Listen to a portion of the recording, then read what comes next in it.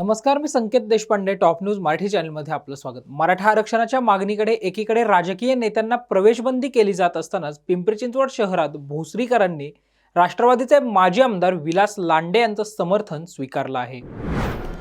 मराठा आरक्षणाच्या मागणीसाठी पिंपरी चिंचवड शहरातील भोसरी येथील छत्रपती शिवाजी महाराज स्मारकाजवळ मराठा बांधव एकदिवसीय उपोषण करत आहेत. विलास लांडे यांनी या उपोषण व आंदोलनात सहभागी होत केंद्र व राज्य सरकारवर जोरदार टीका केली आहे. खरं पाहिलं तर छत्रपती शिवाजी महाराजांचं जन्मभूमी असणारं हे जिल्हा आणि त्यामध्ये असणारे आम्ही मावळे सर्वजण या ठिकाणी छत्रपती शिवाजी महाराजांचा आदेश पाळून आजपर्यंत मराठा सर्व जातीसाठी लढलेला मराठा आपण पाहिलेला आहे. आणि खरं पाहिलं तर मगाशी काही मुलांनी आपल्या भावना व्यक्त करत असताना सांगितलं, हिंगोली जिल्ह्यातली काही मुलं होती, त्यानंतर करमाळ्यातली होती, सोलापूर जिल्ह्यातली, अशी काही मुलांनी त्या ठिकाणी एक एक मार्कावरनं त्यांची पोलीस ते त्या ठिकाणी त्यांना त्यांची निवड झाली नाही.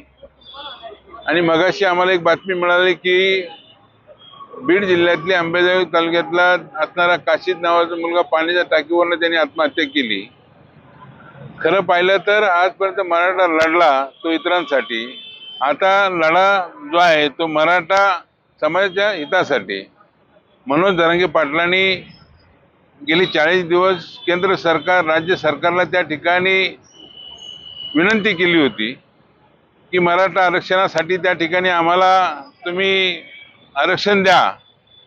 ही भावना त्या ठिकाणी सातत्यानं राज्यातून अनेकांनी त्या ठिकाणी त्यांना पाठिंबा दिला आणि एकामागून एक त्या ठिकाणी लाखो मराठा एकत्र यायला लागले, लाखोतनं कोटीपर्यंत गेले.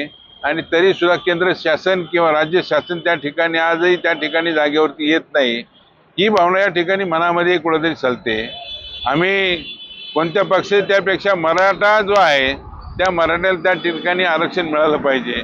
मी म्हणत नाही, मी दावा करत नाही की राजकारणामध्ये त्या ठिकाणी आरक्षण असतं, मग स्थानिक स्वराज्य निवडणुकीला त्या ठिकाणी आरक्षण पाहिजे म्हणून अनेक नगरसेवक महापौर त्या ठिकाणी होतात. ते आरक्षण त्यांनी देऊ नये, परंतु मुलांना त्या ठिकाणी असणाऱ्या शिक्षणाच्या माध्यमातून येणारी नोकरी जी आहे त्या नोकरीमध्ये त्या ठिकाणी त्यांना आरक्षण मिळावं, ही भावना त्या ठिकाणी मनोज जरांगे पाटलांची आहे. आज तुम्ही इथे म्हणजे तुमच्या पक्षाच्या वतीने सहभागी झालात की एक मराठा म्हणून तुम्ही आंदोलनात सहभागी झाले? मी तसं पाहिलं तर राजमाता जिजाऊंचा आदर्श मानणारा एक मी कार्यकर्ता आहे. आणि राजमाता जिजाऊंनी छत्रपती शिवाजी महाराजांना घडवलं, त्या माध्यमातून अनेक मराठ्यांनी त्या ठिकाणी आदर्श घेऊन समाजामध्ये येऊन काम करतात. त्या मराठ्यांसाठी मी या ठिकाणी मी उभा आहे. बाकी ठिकाणी म्हणजे नेते मंडळीला विरोध होत आहे, तुम्ही पण माजी म्हणजे पहिले आमदार आहात, तुम्हाला विरोध का नाही होता? दिसत मी मराठा आहे, मराठ्यातले त्या ठिकाणी कुठंतरी त्या ठिकाणी मराठ्यांची भावना तर आहे ना याच्यामध्ये. मी राजकारणातला पुढारी, तो ज्यावेळेस राजकारणात पदं मिळतात ती समाजासाठी असतात.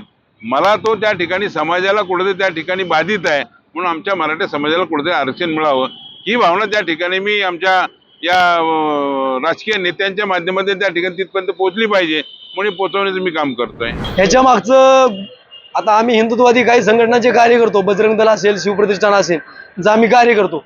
ह्याच्या मागचा हेतू हेच आहे की एक समाज जो अल्पसंख्याक आहे तो समाज बहुसंख्यक कसा होईल हा त्याच्या मागचा दृष्टिकोन असू शकतो. आणि दुसरी गोष्ट म्हणजे की हिंदू समाजामध्ये विविध जाती आहेत, विविध जमाती आहेत. त्या जाती जमातीमध्ये असंख्य लोक असे गरीब आहेत, गरजू आहेत, शिक्षणापासून वंचित आहेत. तर त्यांना पैशाचा आमिष दाखवून, प्रलोभनं दाखवून, विविध प्रकारची मग नोकरी असेल, पैसे असेल, विविध प्रकारचे शैक्षणिक असेल, प्रलोभनं दाखवून, आमिष दाखवून त्यांना गुरफटण्याचं कार्य पिंपरी चिंचवड परिसरात बऱ्याच दिवसापासून चालू आहे. पण त्याला रोखठोक उत्तर देण्याचं आम्ही सुद्धा तत्पर आहोत. म्हणजे बजरंग दल असेल, शिवप्रतिष्ठान असेल, सकल हिंदू समाज असेल किंवा सकल मराठा समाज असेल, या सर्व समस्त हिंदुत्ववादी संघटनेच्या वतीने आम्ही त्यांना रोखठोक उत्तर द्यायला सिद्ध सुद्धा आहोत. परंतु आम्ही डॉक्टर बाबासाहेब आंबेडकरांचा कायद्याचं पालन करणारे व्यक्ती आहोत. त्याच्यामुळे आम्ही कायदा हातात न घेता भारतीय संविधानाच्या पद्धतीने कायद्याने आम्ही त्याला उत्तर द्यायला सक्षम आहोत. आम्ही गेले 5 दिवस झाले ते अन्नत्याग करून बसलेले आहेत आणि त्यांना उपोषण पाठिंबा देण्यासाठी आम्ही इथं उभा आहोत. आणि हे उपोषण एक दिवसीय आहे. फक्त आम्ही काही चक्री उपोषण करणार नाही, एक दिवसीय उपोषण करून आम्ही जरांगे पाटलांना पाठिंबा देणार आहे. आणि खरं सांगायचं म्हणजे लोकांमध्ये एक मोठा गैरसमज आहे की हे उपोषण हे जर आपल्याला आरक्षण पाहिजे, हे राजकीय याच्यासाठी पाहिजे, तर मी सगळ्या बांधवांना विनंती करतो, हे राजकीयसाठी नाही. ज्यांना राजकारण करायचं त्यांनी आधी कुणबी त्यांना भेटलेले दाखले त्यांनी करून घेतलेले आहेत. मग जर हे त्यांनी करून घेतलेले असेल तर मग हे पक्षवाले विरोध का करतात? हे आरक्षण फक्त आम्ही शिक्षणासाठी मागतोय. आज जर आपण पाहायला गेलं तर बाहेरचं म्हणजे एसटी ओबीसी यांना जर आपण आरक्षणचं बघितलं तर त्यांना फी 5,000 आणि ओपन कॅटेगरी असेल तर त्याला 24,000 25,000 भरायचं. सर्वसामान्य लोकांना भेटत नाही. आज जर शेतकऱ्यांना जर तुम्ही भावच भेटत नसेल कुठल्या गोष्टीला तर त्यांच्या पोरांना ते शिकवणार कसे? सोनकर मराठा समाजातील विद्यार्थी आहे. मी गेल्या पोलीस भरतीला पुणे शहर येथे फॉर्म भरला होता आणि मला ग्राउंडला 47 मार्क होते आणि पेपरला 92 होते, चालकच्या पेपरला, आणि कॉन्स्टेबलच्या पेपरसाठी 126 टोटल होती. तर मी 1-2 मार्काने वेटिंगला राहिलो. हे माझे मित्र आहेत, ते पण 1-2 मार्काने वेटिंगला राहिले. पण आमच्यापेक्षा 10 ते 15 मार्क कमी असणारे बाकीच्या समाजातील विद्यार्थी भरती झाले आणि आम्ही मराठा समाजातील असल्यामुळे आम्ही त्या ठिकाणी भरती होऊ शकलो नाही. एकतर जागा पण कमी असतात आणि मेरिट पण खूप हाय लागते, कॉम्पिटिशन जास्त असल्यामुळे. तर आमच्यापेक्षा 15 ते 20 मार्क घेऊन जर काही विद्यार्थी त्यांचं सिलेक्शन होत असेल तर आमचं का नाही? आमच्यामध्ये आम्हाला लवकरात लवकर आरक्षण मिळावे हीच आमची अपेक्षा आहे. मी सर्व मराठा समाजाच्या वतीने, सर्व विद्यार्थ्यांच्या वतीने एवढीच मागणी करेल की आम्हाला लवकरात लवकर आरक्षण मिळावे. चकली असो की कडबोळी, पुलाव असो की बिर्याणी, पदार्थांची लज्जत वाढवणारं, आपलं आरोग्यही जपणारं तेल म्हणजेच चाकण's लाकडी घाणा ऑइल. आरोग्य आणि परंपरा यांचा अनोखा संगम. चाकण's लाकडी घाणा ऑइल.